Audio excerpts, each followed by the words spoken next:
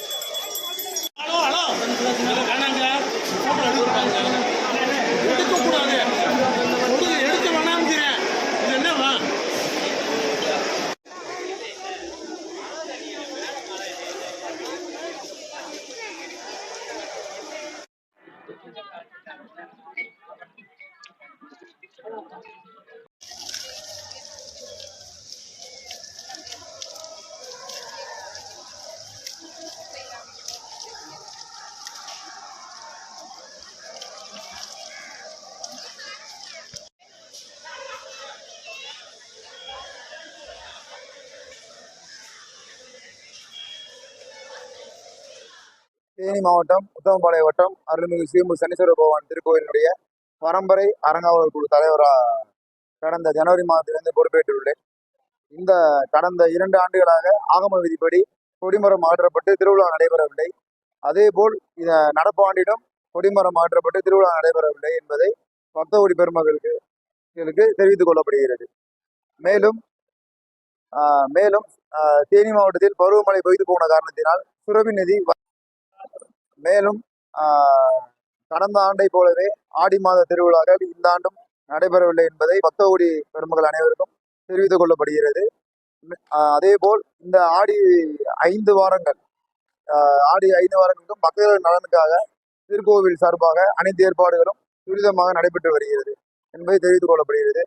தேனி மாவட்டத்தில் பருவமழை பொய்த்து போன காரணத்தினால் சுரபி நதியில் நீர்வரத்து குறைவாக உள்ளது என்பதை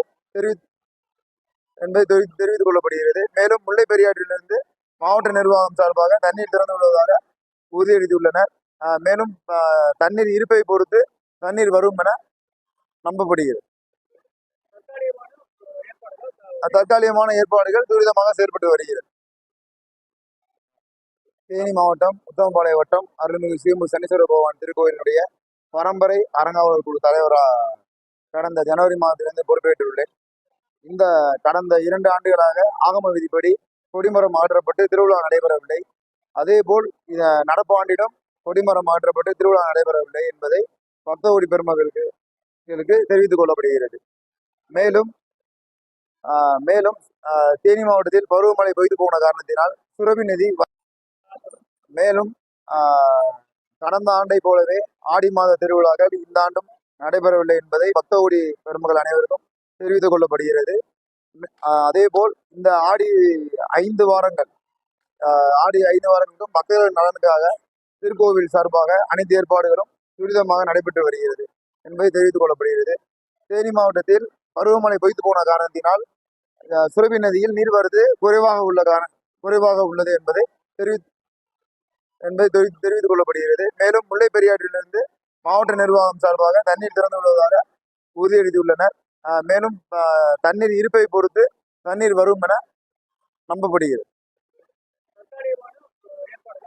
தற்காலிகமான ஏற்பாடுகள் துரிதமாக செயல்பட்டு வருகிறது.